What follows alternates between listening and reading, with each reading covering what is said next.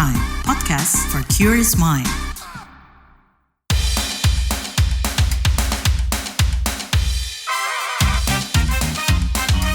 Kamu lagi dengerin podcast What's Trending.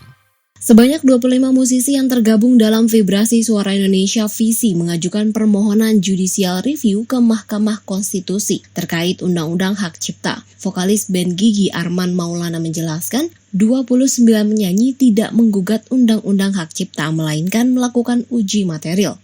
Alasannya karena masalah di ekosistem musik Indonesia khususnya antara pencipta lagu dengan penyanyi. Judicial review diajukan untuk memperjelas performing rights. Jadi 29 artis meminta MK untuk memperjelas aturan menyanyikan lagu saat pertunjukan langsung atau live.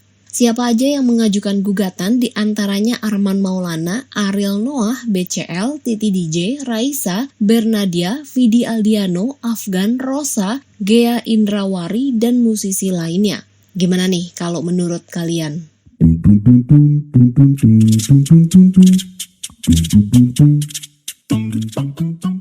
Komentar yang pertama dari @apxx. Ada 3 pertanyaan yang seharusnya terlebih dahulu dijawab sebelum mengajukan judicial review ke MK.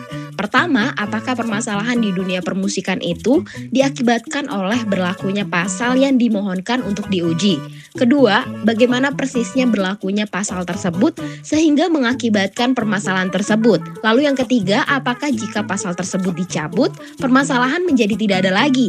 Komentar berikutnya dari @robxx. Setuju sih kalau si pembawa lagu orang itu ngasilin uang emang kudu bayar royalti ke pemilik lagu. Contohnya cover yang diupload ke platform, cover yang dibawa ke panggung dan dapat bayaran. Itu wajib royalti sih. @isnaxx. Kayaknya lebih ke harus ada kejelasan tentang alur dan prosedur izin pemakaian hasil karya dan siapa yang wajib tanggung jawab kalau pelanggaran hak cipta itu terjadi saat event. Misalnya, penyelenggara minta dibawakan lagu A, lalu penyanyi membawakan lagunya. Ternyata penyelenggara belum menyelesaikan urusan izin. Seharusnya penyelenggara yang bertanggung jawab. Tapi sering terjadi artisnya yang disalahkan dan tanggung jawab. Hal seperti ini harus ada kepastian memang. Kasihan artis yang harusnya hanya tampil jadi harus ikut tanggung jawab padahal dia hanya menyesuaikan dengan permintaan penyelenggara event. @sulxx. Pencipta lagu dan penyanyi itu sama-sama penting, tidak bisa dipisahkan satu sama lain. Komentar terakhir dari @isxx. Semoga ada win-win solution. Sedih juga lihat musisi jadi terkotak-kotak karena masalah duit. Mana kualitas musik nggak sebaik era MTV dulu.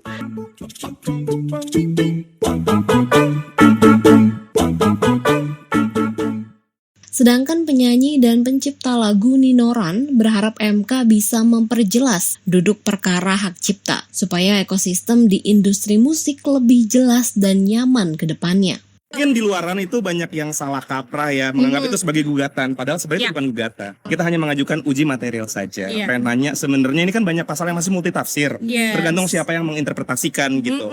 Ada baiknya dijelaskan sama yang berwenang untuk ngasih tahu duduk perkaranya itu sebenarnya harusnya seperti apa. Ada visi-visi yang berbeda nih kan, dari masing-masing pihak. Kita pengen minta dijelaskan yang sebenarnya seharusnya dilakukan tuh seperti apa. Makanya kita kasih namanya gerakan satu visi, supaya kita kan sangat enak untuk menjalani pekerjaan kita juga kalau misalnya visinya udah sama nih gitu. Kepastian yang lebih baik di masa yang akan datang sih. Ini untuk kebaikan kita semua insya Allah ya. Nah, kalau penyanyi Bunga Citra Lestari atau BCL mengungkap pengujian dilakukan untuk memperjelas tafsir-tafsir yang berbeda di publik. Kata BCL, kejelasan soal Undang-Undang Hak Cipta diperlukan demi kenyamanan para penyanyi selama bekerja.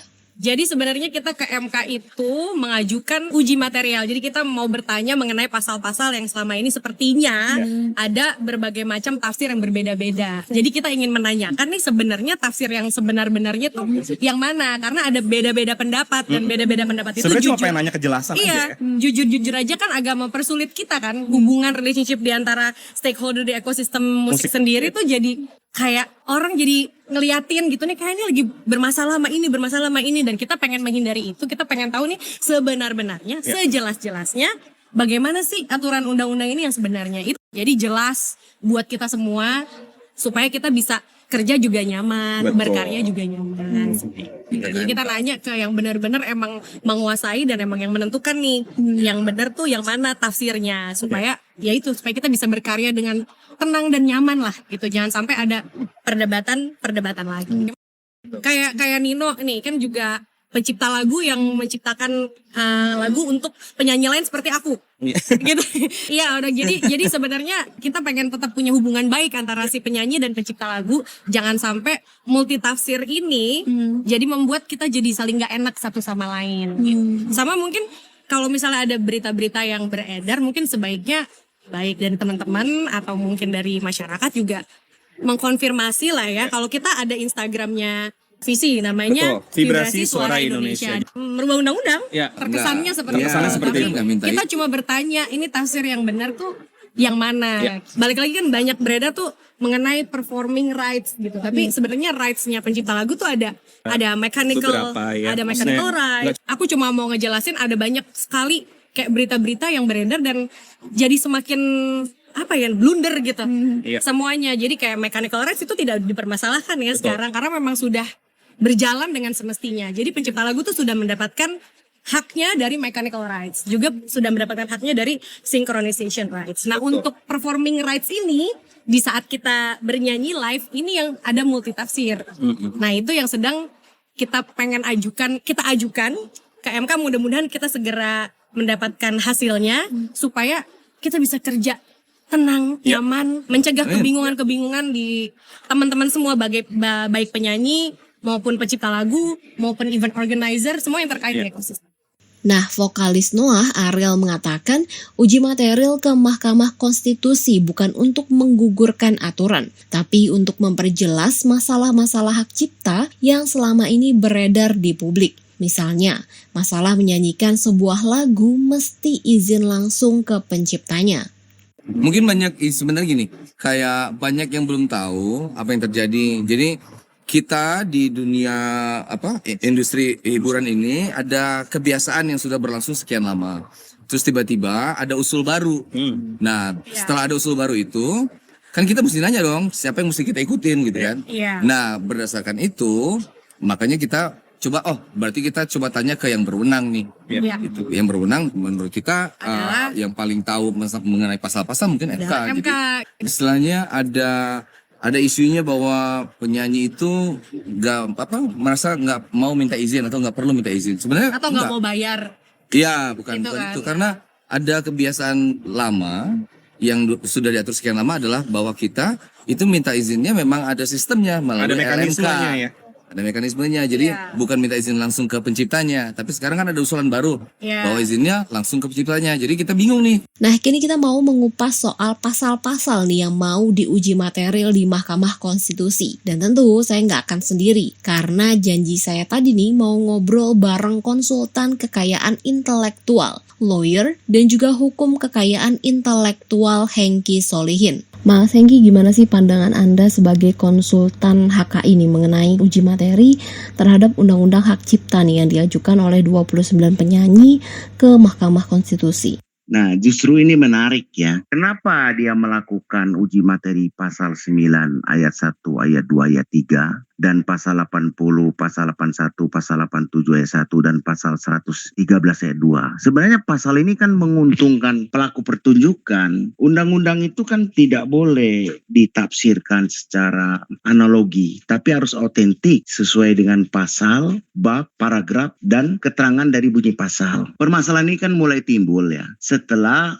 sebagian pencipta ingin melakukan deregulation dan royalty performance right. Nah, ini kita jawab dulu dua ini. Deregulation itu baru bisa dianggap sah untuk diberlakukan kepada pelaku pertunjukan khususnya performance pada live musik atau konser musik setelah sebelumnya adanya perjanjian kesepakatan yang sah sebagaimana diatur di pasal 1320 Perdata. Itu syarat dulu. Nah, kedua, royalty performance right ini tidak boleh ditarik atau diambil langsung oleh pencipta atau pemegang hak cipta karena akan bertentangan dengan pasal 23 ayat 5 Undang-Undang Nomor 20 tahun 2014 tentang hak cipta. Nah, ini yang harus dipergarisbawahi. Jika sistem royalti performance right ini bertujuan untuk menarik imbalan atau royalti, dan cara kerjanya ini menyamai kewenangan lembaga manajemen kolektif tanpa izin dari menteri. Nah, ini perlu digarisbawahi. Maka pelakunya dapat dipidana 4 tahun penjara atau denda 1 miliar. Ketentuan ini diatur pada 119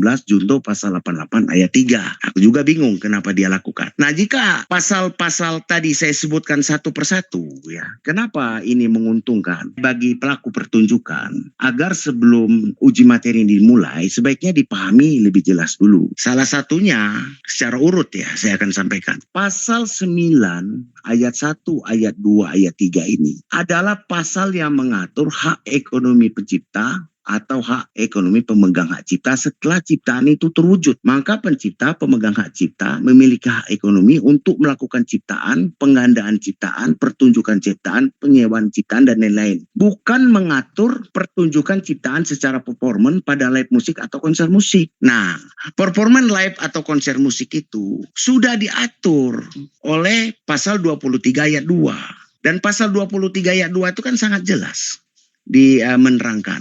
Setiap orang dapat melakukan penggunaan komersil ciptaan atau suatu pertunjukan tanpa meminta izin terlebih dulu kepada pencipta dengan membayar imbalan melalui lembaga manajemen kolektif. Oke, selesai pasal tadi. Nah, sekarang kita masuk pasal yang diuji. Pasal 80 dan pasal 81. Pasal ini adalah pasal aturan yang mengatur pengecualian perjanjian lain. Pemegang hak cipta atau pemilik hak terkait berhak memberikan lisensi kepada pihak lain berdasarkan perjanjian tertulis. Ingat. Dan kedua pasal ini, pasal 80-81 ini tidak mengatur pemberlakuan royalti performance right pada live musik atau konser musik. Kenapa? Karena pasal tadi tidak dijuntukan kepada pasal 23 ayat 5-nya. Oke, selesai kan? Nah, sementara pasal 87 ayat 1 ini kenapa diperdebatkan? Pasal ini kan pasal dikhususkan mengatur lembaga manajemen kolektif, tidak mengatur performance ini sebenarnya. Dan kedua, kenapa pelaku pertunjukan ini ditakuti dengan pasal 113 ayat 2, ancaman pidana? Ancaman pidana di pasal 113 ayat 2 ini adalah perbuatan pelanggaran hak ekonomi terhadap pasal 9. Bukan terhadap ancaman pidana bagi pelaku pertunjukan secara performing atau live musik. Oke, itu maksud saya. Selesai kan pasal itu kalau dibaca secara urut. Ya, ini kan permasalahannya saya lihat kan itu berpendapat lain, itu berpendapat lain. Debat dalam hukum itu kan biasa, tapi tidak akan merubah fungsi kedudukannya dan bukan menjadi jurisprudensi perdebatan umum itu. Gitu, Mbak. Nah, Anda sendiri melihat ada masalah nggak sih di Undang-Undang Hak Cipta selama ini? Tidak ada masalah. Undang-Undang Hak Cipta ini terlahir dari banyak ratifikasi. Undang-Undang Hak Cipta ini kehadirannya bukan hanya mengatur pencipta dan hak ekonomi pencipta atau pemegang hak cipta saja, tapi mengatur kepastian hukum bagi pelaku pertunjukan dan hak terkait lainnya. Dan ingat, hak eksklusif pencipta itu dibatasi oleh undang-undang, tidak mutlak. Tidak ada masalah di undang-undang ini. Memang undang-undang ini tidak gampang untuk dipahami kalau hanya membacanya pasal ke pasal melangkah-melangkah nggak akan bisa. Di dalamnya itu ada peraturan pemerintah ya yang terkait di dalamnya. Terus satu lagi orang berkata, ada salah satu pendapat hukum, peraturan pemerintah di dalamnya itu bisa diabaikan katanya. Karena berdasarkan azas ya hukum tertinggi itu adalah undang-undang katanya. Ini salah penafsiran. Peraturan pemerintah di dalamnya itu adalah satu kesatuan yang tidak dapat dipisahkan karena fungsinya mengatur tata pelaksanaan pasal yang dimaksud. Seperti pasal sekian tentang royalti maka diatur oleh peraturan pemerintah. Tidak ada masalah di undang-undang ini. Jadi nggak usah takut karena pada saat ini disidangkan nggak ada masalah kok.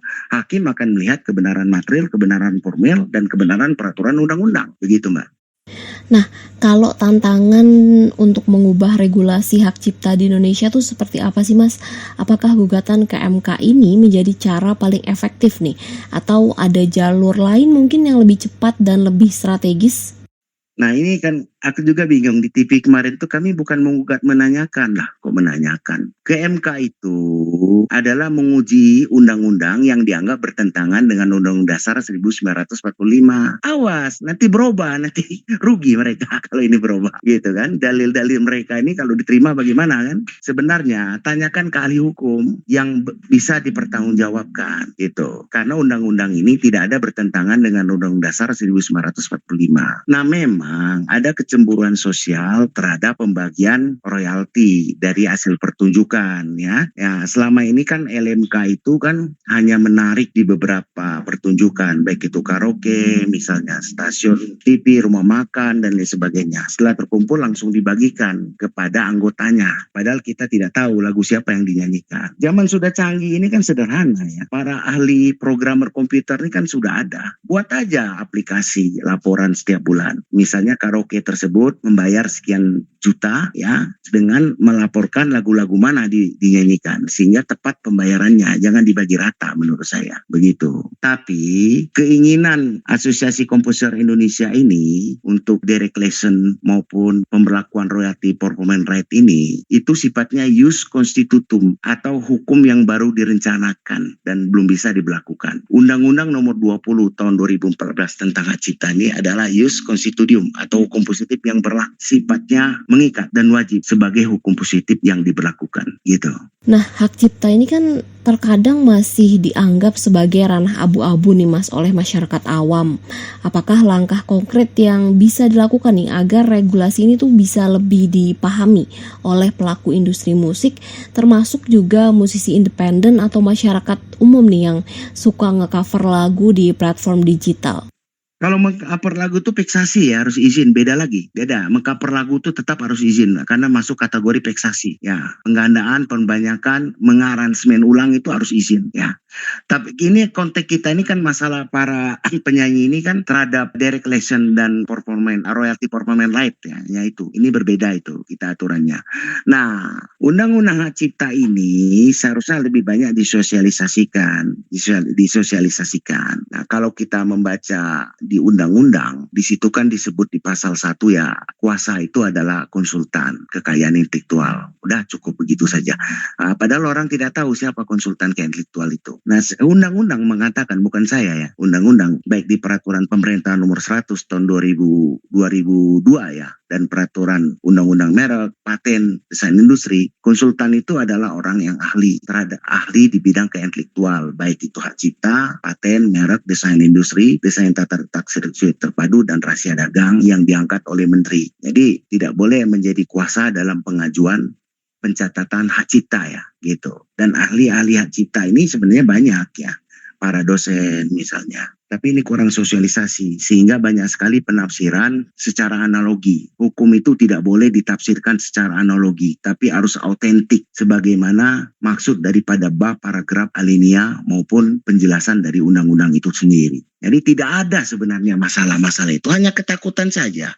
Toh ketakutan ini baru ucapan perdebatan lisan, bukan satu keputusan pengadilan gitu. Dan itu tidak diatur di undang-undang gitu. Makanya hati-hati kalau mau menguji ini. Tuh, jangan sampai merugikan karena ini sudah menguntungkan. Jadi pasal 9 itu duduk berdiri dengan sendirinya, baik itu pasal 80, pasal 81, pasal 87 ayat 1 dan pasal 113 ayat 2. Dia berduduk sendiri masing-masing gitu. Nah, tapi kalau ngomongin soal gugatan ini sendiri, peluang buat dikabulkannya seberapa besar nih Mas? Kenapa saya tidak menjawab ini? Karena saya tidak temukan adanya pertentangan dengan Undang-Undang Dasar 1945. Menguji materi terhadap pasal itu apabila dianggap bertentangan dengan Undang-Undang Dasar 1945. Undang-undang ini kalau kita baca secara urut telah memenuhi ya, unsur equality before the law ya, memiliki kedudukan hukum yang sama ya untuk semua masyarakat gitu, yang tidak membedakan siapapun. Itu Mbak. Kalau menurut Mas Hengki sendiri rekomendasinya terhadap undang-undang hak cipta seperti apa? Oke, sekarang aku jawab dulu yang syarat membuat undang-undang supaya orang tahu dulu ya, diatur di peraturan pembentukan peraturan undang-undang ya, yaitu Undang-Undang Nomor 12 Tahun 2011 tentang pembentukan peraturan undang-undang yang sekarang telah berubah menjadi kedua peraturan undang-undang ini. Nah, undang-undang ini sudah mengatur jelas tentang hierarki, kemampatan, azas kegunaan. Ya, kalau tidak memenuhi ini, maka undang-undang itu tidak boleh dibuat, gitu Mbak. Jadi apa yang saya temukan? Saya tidak menemukan adanya permasalahan yang bertentangan dengan undang-undang dasar, gitu Mbak. Nah, saat ini gimana nih Mas? Sebenarnya sistem pembagian royalti yang berlaku untuk para musisi, apakah ada ketidakseimbangan nih dalam pembagian hak antar pencipta lagu dan penyanyi, atau ada pihak tertentu nih yang diuntungkan lebih besar? Ini sebenarnya cemburu sosial saja kalau aku lihat ya. Memang betul ya, ada betulnya juga. Kalau pencipta lagu ini ingin menaikkan imbalan ya 10% kalau saya tidak salah ya. Entah bagaimana cara perhitungannya. Tidak ada masalah selagi memiliki azas keadilan gitu kan. Namun itu kan harus diusulkan dulu ya, sehingga bisa terjadi perubahan gitu Mbak. Baik, terima kasih Mas Hengki. Baik, bersama.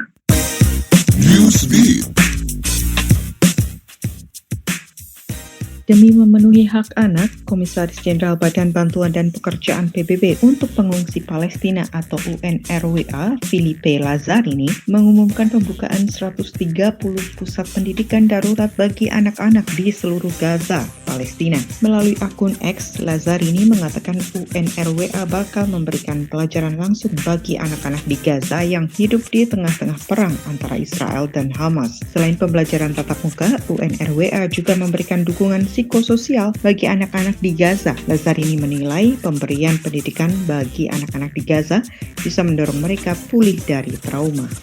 Seorang perempuan berusia 18 tahun di India meninggal dunia setelah diet air atau water diet ekstrim selama 6 bulan. Dilaporkan media setempat, perempuan tersebut mengalami gangguan makan atau anoreksia yang mengancam nyawanya, di mana diet air ekstrim menyebabkan komplikasi kesehatan serius. Perempuan 18 tahun tersebut sempat dibawa ke rumah sakit dengan berat badan hanya 24 kg. Perempuan tersebut terbaring di tempat tidur dengan kadar gula, natrium, dan tekanan darah yang sangat rendah. Setelah dirawat menggunakan ventilator, kondisinya tidak membaik dan akhirnya meninggal dunia.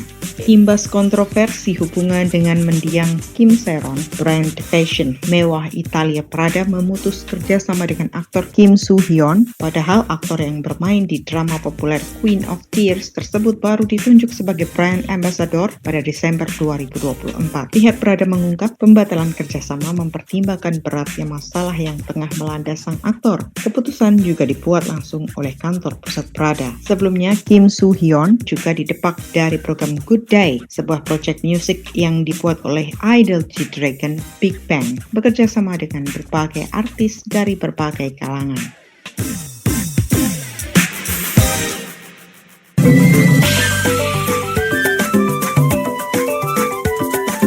WhatsApp Indonesia.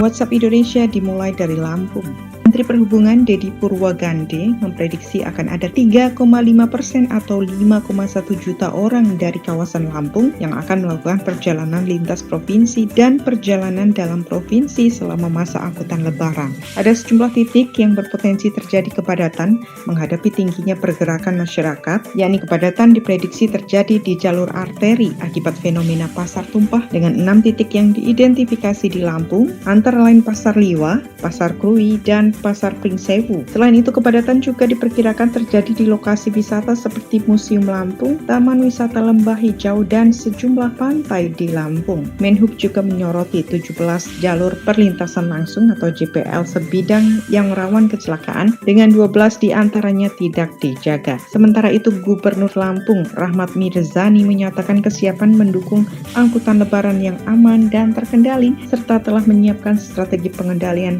penyeberangan Merak Bakauheni, termasuk pemberlakuan buffer zone, rest area, dan kantung parkir. Kita lanjut ke Cirebon. Menjelang arus mudik, petugas melakukan penertiban pasar tumpah yang ada di sepanjang jalur Pantura Cirebon. Misalnya, pasar tumpah menjadi titik krusial berpotensi menyebabkan kemacetan lalu lintas setiap arus mudik dan arus balik lebaran.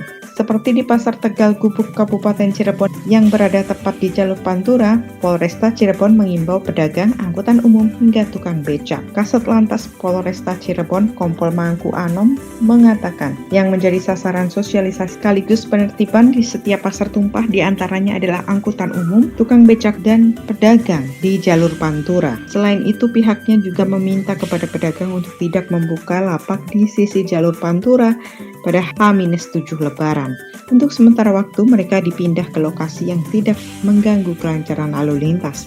Tidak hanya di Pasar Tegal Gubuk, petugas juga akan memberlakukan skema pengaturan lalu lintas dengan memasang tolo-tolo, water barrier, dan lainnya. Terakhir mampir Bali, parade puluhan ogoh-ogoh yang ada di 10 kecamatan di Kabupaten Tabanan, Bali, akhir pekan kemarin membawa pesan pelestarian lingkungan hidup di mana bahan-bahan yang digunakan menggunakan bahan ramah lingkungan. Arsitek ogoh-ogoh Amuk Sangwananing Buta Raja, I Gede Widiantara, menjelaskan yang dibuat dan ditampilkan bisa menjadi bahan renungan dan refleksi kerusakan hutan dan lingkungan karena ulah manusia.